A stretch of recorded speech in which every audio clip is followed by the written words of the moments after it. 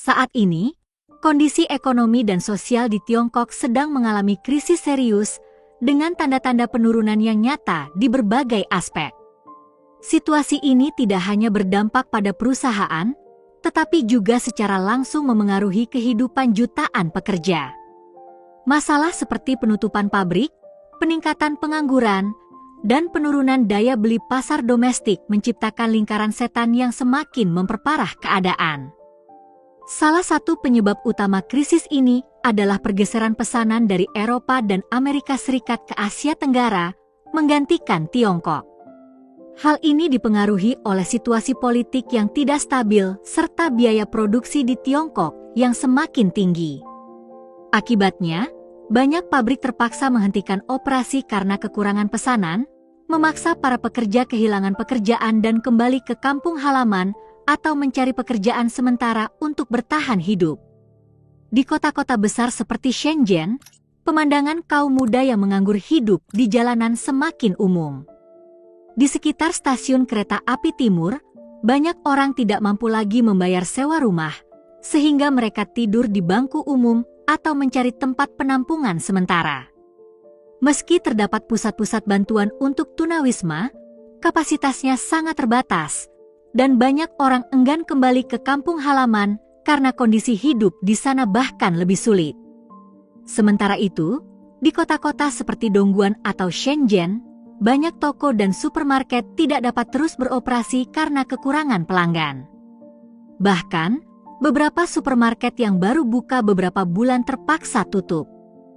Penurunan ini tidak hanya terbatas pada sektor retail, tetapi juga meluas ke industri utama seperti manufaktur sepatu di Guangdong, di mana 80 hingga 90% pabrik telah berhenti beroperasi dalam setahun terakhir.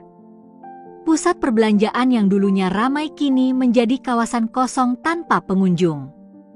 Seorang blogger membandingkan situasi saat ini dengan masa-masa sulit dalam sejarah, menyatakan bahwa jika ekspor terus menurun, Tiongkok bisa kembali ke kondisi kemiskinan pada tahun 1960-an hingga 1970-an.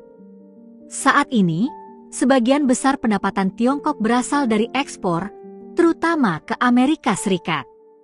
Meskipun data resmi menunjukkan bahwa perdagangan dengan Amerika Serikat hanya menyumbang 14% dari total ekspor, angka sebenarnya jauh lebih tinggi jika menghitung rute tidak langsung melalui Asia Tenggara dan Timur Tengah. Kemampuan konsumsi Amerika Serikat jauh melampaui Tiongkok, di mana populasi 300 juta orang Amerika hampir menyamai daya beli 4 miliar orang di Tiongkok. Kekuatan konsumsi ini menjadikan ketergantungan Tiongkok pada pasar Amerika semakin jelas. Penurunan ekonomi tidak hanya menyebabkan pengangguran dan kemiskinan, tetapi juga menimbulkan ketidakstabilan sosial. Insiden kekerasan, bunuh diri, dan bahkan tindakan kekerasan massal semakin meningkat.